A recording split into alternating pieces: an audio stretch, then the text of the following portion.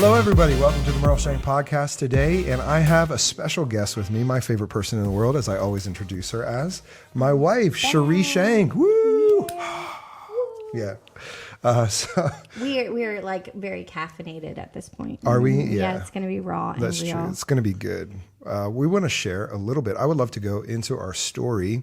A lot of people maybe have heard parts of our story, and some people have heard this before, but I think it's important to really kind of ground, just as people are getting to know us, in our role, international director for Dove International, and kind of like where we come from, what we've learned, and I want to talk about some things that I wish I would have known sooner in leadership and in life. All the messy things. And I think we've been married now in February is going to be 25 years. 25 years. I guess we shouldn't have dated ourselves on a podcast. We're That's still learning how to do the podcast, old. right? Yeah, No, 25 years.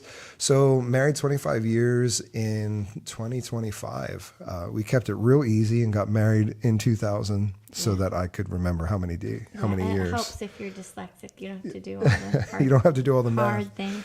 Yeah, so we've been married. We have 5 children. Our oldest is currently 21. Our youngest just turned 11.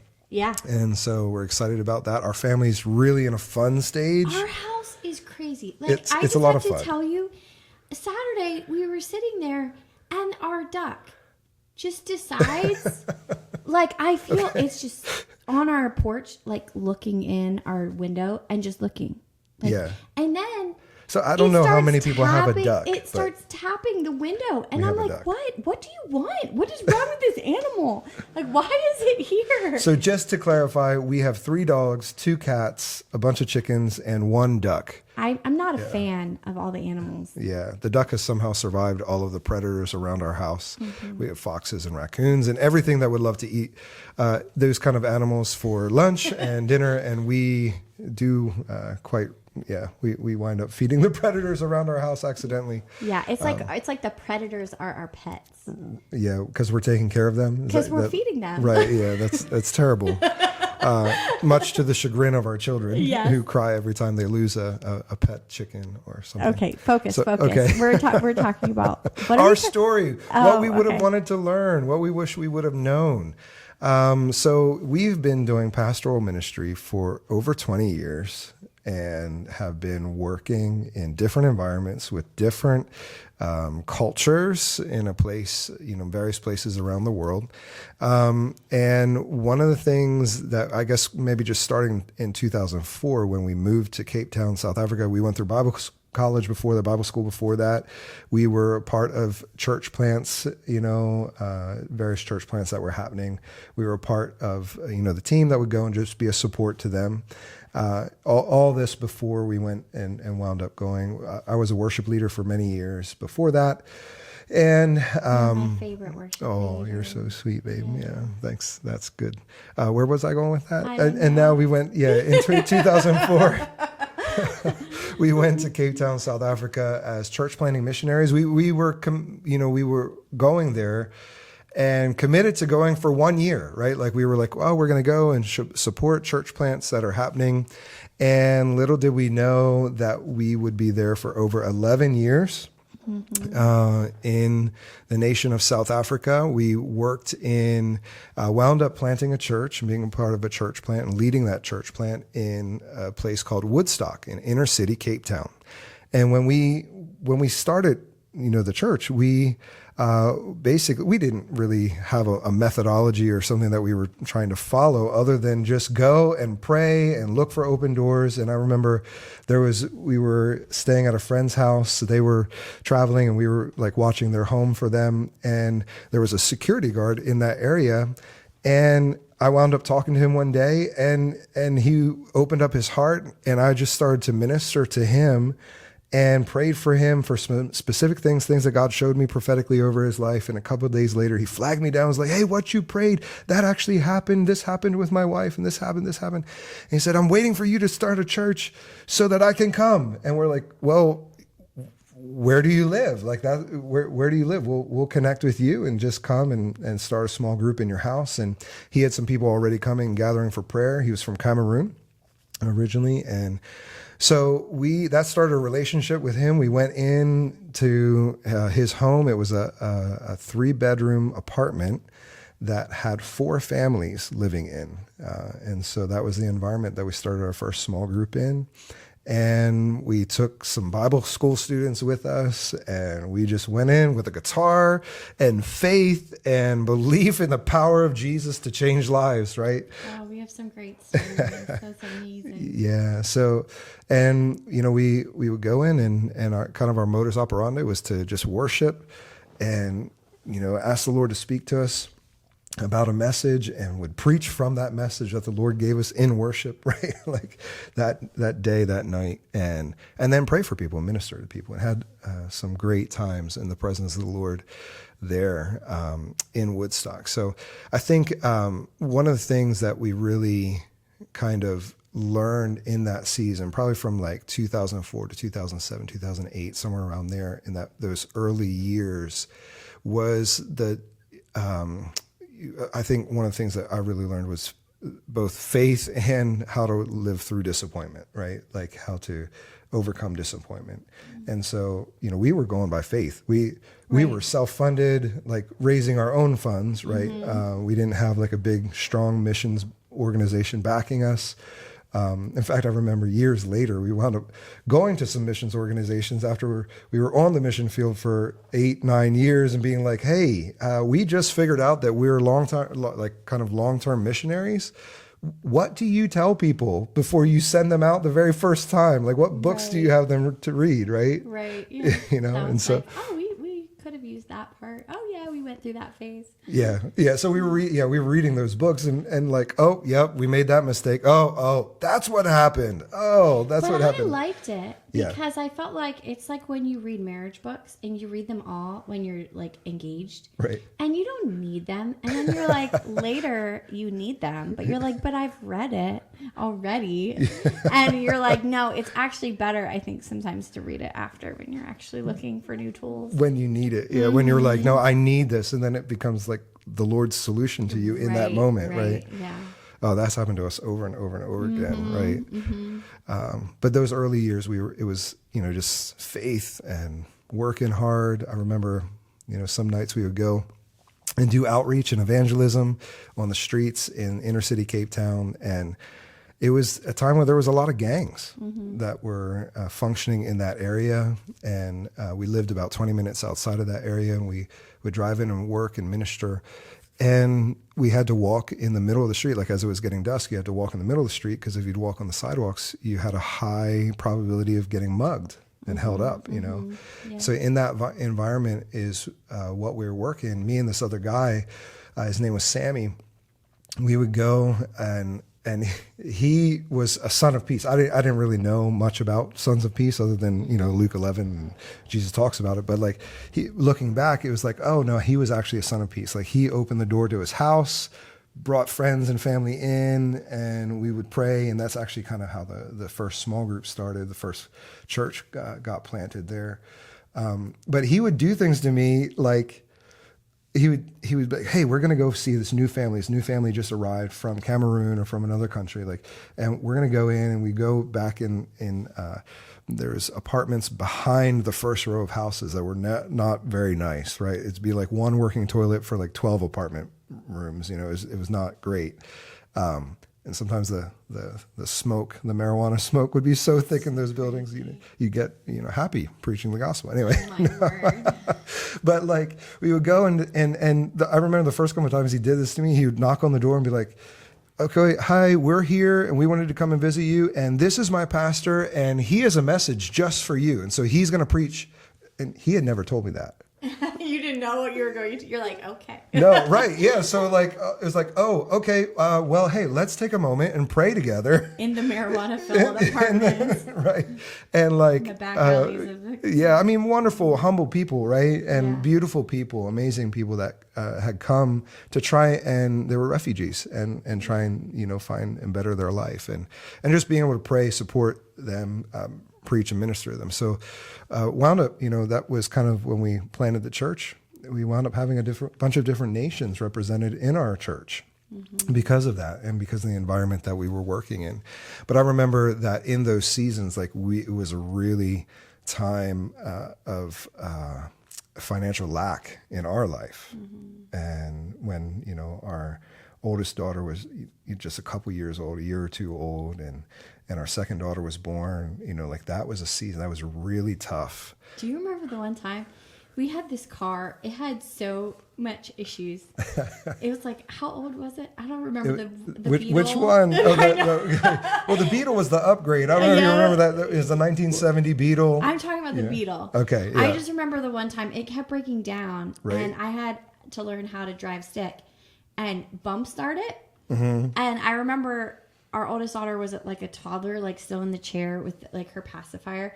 And we had done this so many times. The one time the car died, she like took her pacifier. I was like, you must, what did she say? Like, Mom, you must push, eh? You must push, because like sometimes I couldn't get the bump starting right, and then I'd push it, and then you would get it started. Right. So this is just like this place of like, you have a calling, but you're doing the calling not out of an abundance of provision, right, but out of response to a call and an open door and finding faith. What your hand has to do and being faithful. But it's not because it's always easy that you always know what you're doing. You're just being faithful with the people that God has given you. And I feel like in that season, even when we didn't have a lot and we were trusting the Lord, He was teaching us how to have faith more than even the circumstance. Right.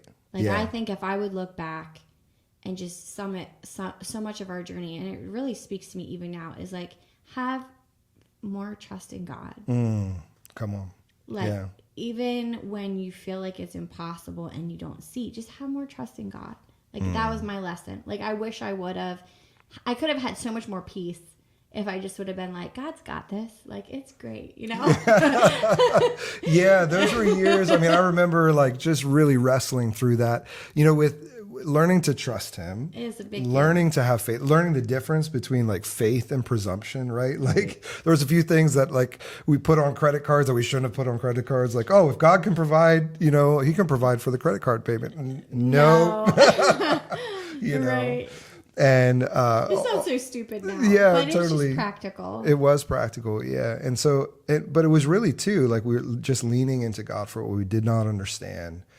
Going through times of disappointment, we saw a lot of ministry disappointment where people that we loved, people that we were working with, sowing our lives into, sowing our lives with, ministry peers, and even people who were older than us wound up, doing things that they should have never done, should have never happened, and just, could have wound up being bitter and frustrated and given up, and God led us through that time. I don't know that we did everything right, but God took us by the hand. He didn't.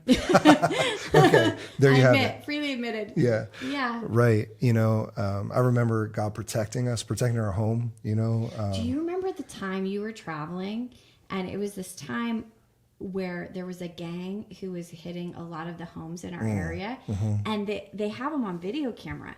They would take a truck and like back it through the fence or the front door, hit the house for like the major appliances, and like be gone in like a minute or whatever. Yeah. And they under had done, 2 minutes. How many did they do in our?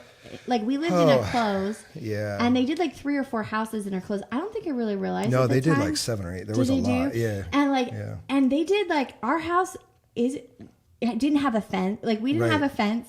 Our doors, like half the door was glass. And like the one day I came home, I just remember I had no fear. Right. Like we were living in Cape Town. It's known to have a high crime rate. I just did not have fear. I sometimes think about that now, living in the grace of God. I'm like, I feel like I deal with more anxiety and fear now than I did in that season, which I think just shows you how much grace there was. Right. Like, because it should have been reversed. Yeah. And just God's grace. Like, I literally never had fear of that. But anyway, it was funny because I tried to open the door and you were traveling. And I called the neighbor. I'm like, something's wrong with my front door.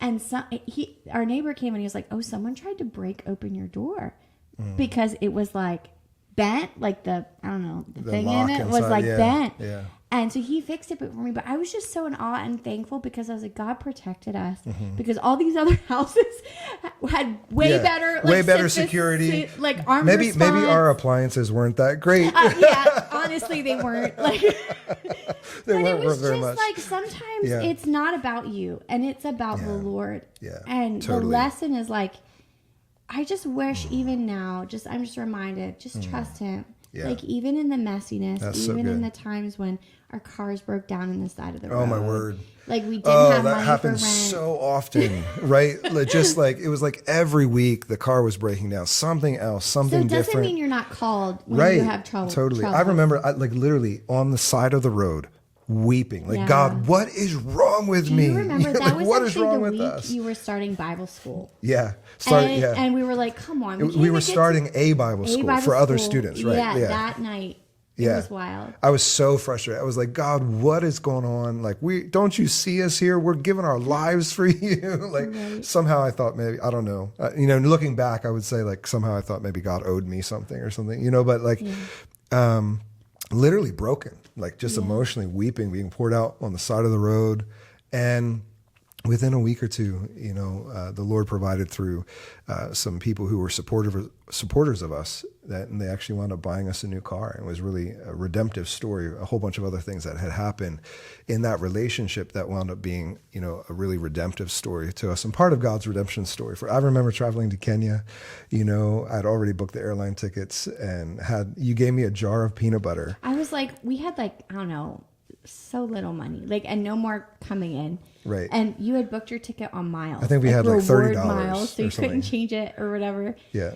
And I was like, God, great woman of faith that I am. I was like, God, don't let him starve. Here's peanut butter if you're sleeping on a bench in Kenya. Yeah, right. No, and God came through. Like we were able to bless people, with offerings and stuff that came in. We were able to bless people who took care of us and hosted us in those you're not years. even doing that story any justice. Okay. Because go for it. On a whim, you took some of your preaching CDs, and this I don't think has ever happened since this trip. No. But they everybody wanted them. They sold, yeah. And then somebody went out and even made more. Right. We wound up making more. And that money paid for your groceries, your transportation, to bless your homes. I'm just saying, I think God the took care of us, lesson yeah. is that, and I think it's good that we even remind ourselves in this season, because God doesn't waste our story. He's just saying, stop worrying. Right. I will, where I lead you, I'll provide. Yeah. And it doesn't mean we always like how He provides. That's true. Man, how many times have we had that conversation? We've had that so many times. Yeah, that Lord, you're going to provide by through that person or that family. We know their scenario, and but he did that. Somebody, I think, I don't know, one of those trips where we wound up traveling a lot, with little money in our bank account, but we were just being obedient, right? Okay, God said, I was praying, I felt like the Lord said, go to Kenya. And so we went, right? One of our good friends now, who was just getting to know us then, came and said, yeah, God spoke to me to bring a half a lamb. And I don't know, maybe it's something symbolic about the Lamb of God, but so I brought this half lamb to you guys, put it in your freezer. And it was over the time where it was like, oh man, okay, God, thank you so much. Cause now I know that you guys at home are going to be able to eat while I'm gone, Right. It was practical provision. It was just practical provision. Yeah. I remember times where we had a lot of bills coming due. And I thought there was a lot of times, and we had made this agreement that, okay, Lord, if we can't pay our rent, that's your sign for us that we're going to have to be able to go home. Because we were like, we're committed to this. This is something we signed. Let our yes be yes, our no be no. And so that's going to have to happen. We had insurance payments coming due. We had rent coming due. We had all these things. I think adding it up was like $2,000 or something that was due. Which doesn't sound like very much now, but back then it could have been 20. It felt like $20,000. When you had nothing, right? You're like, oh my word, God, we have $20 to our names or $50 to our name, and we owe $2,000. What are we going to do? And here, just crying out before the Lord, and someone had wound up putting $3,000 $1,000, I think it was, in our bank account, unbeknownst to us. Like, hey, we just wanted to bless you. Back in the dark ages. Yeah, there wasn't mobile apps and all the things. You had to go out to an internet company to like connect. Yeah, or go out to an ATM to like see how much money you had in your bank account. We are really dating ourselves. Okay, let's move along. But honestly, what did you learn? Because we're talking about life lessons, and it's great when they get tied up with a bow. Right. And you're like, oh, but I feel like with faith and finances, I'm just so glad we didn't quit. Yeah. And I think sometimes we think the calling of God comes without suffering. Yeah. And I feel like there's times when you have to come through tests. Mm-hmm. And that's like to have faith in God, not your bank account, or to not quit when there's adversity. Right. Or like you were learning, like, oh, I thought God owed me something while I'm working for him, but like learning to listen and faithfully obey the word of the Lord.